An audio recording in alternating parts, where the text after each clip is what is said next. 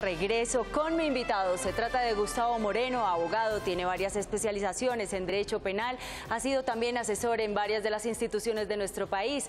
Doctor Moreno, muchas gracias por acompañarnos. Claudia, un cordial saludo, gracias a ti por la invitación. Si hay alguien que conoce bien la realidad de nuestro país es usted y la ha dejado plasmada en estos dos libros. ¿Qué tiene? Ese es un estudio que trata de apuntar soluciones a las problemáticas actuales del derecho penal de nuestro país.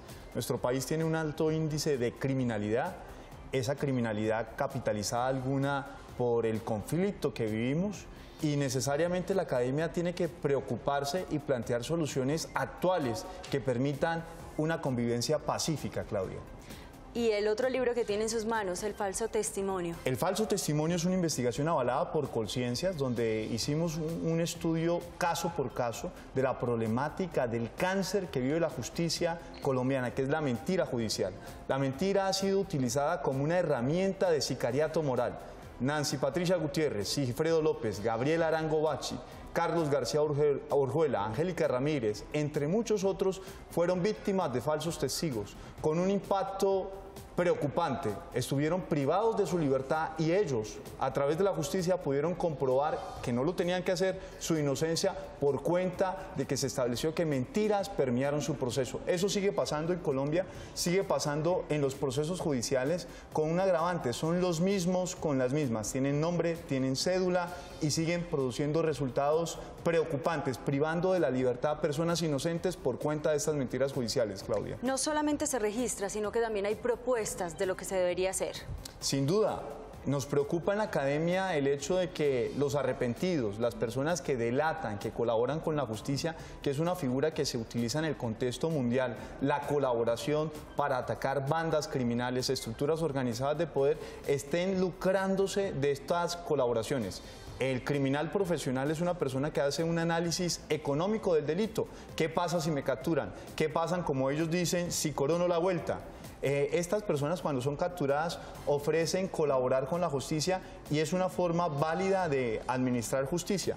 Pero estas delaciones, estas colaboraciones no son corroboradas y por cuenta de estas colaboraciones que para ellos traen beneficios como libertades, como prisión domiciliaria, como la supresión de delitos, como no devolver dinero, es herramienta útil para desviar las investigaciones, para extorsionar incluso. Se ha establecido en el contexto nacional que paramilitares están adjudicando delitos que no cometieron para desviar verdaderas investigaciones cobrando dinero, cifras hasta de 200 millones de pesos para adjudicarse delitos que no cometieron para exonerar a verdaderos responsables. Con lo que usted ha investigado, quiero aprovecharlo para que nos hable de esta realidad nacional. Ayer en La Habana las FARC decían que están muy positivos, pero los colombianos estamos a la expectativa por saber qué va a pasar con esta justicia transicional. A los colombianos nos preocupa mucho la paz. 500 años de historia en el contexto latinoamericano o el contexto americano es un día y una noche en la historia universal. La paz la vamos a firmar hoy, mañana, dentro de 100 años, dentro de 500 años. Tenemos que ceder, hay figuras que tenemos que utilizarlas que no son nuevas. Por ejemplo, Alemania, después de 2 guerras mundiales, ¿qué hizo con sus víctimas? ¿Qué hizo con sus victimarios? ¿Qué hizo para resurgir de la miseria en la que se encontraba después de la destrucción? Hay herramientas a las que tenemos que acudir y en este libro se hacen propuestas, por ejemplo, en el tema de la extradición. Claudia, para responder lo que me preguntabas, la preocupación de construir la paz. La extradición, lo dice el profesor Cayamos en esta publicación, hay que suspenderla.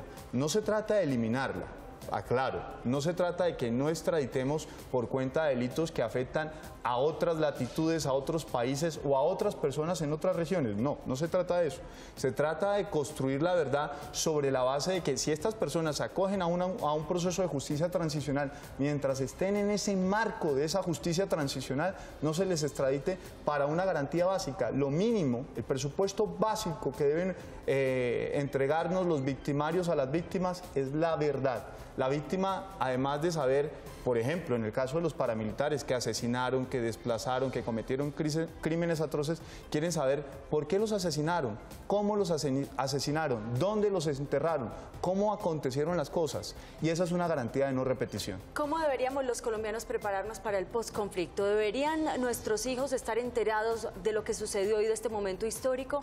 Conocer la verdad es una garantía de no repetición. El que conoce la historia no está condenado a repetirla en los errores.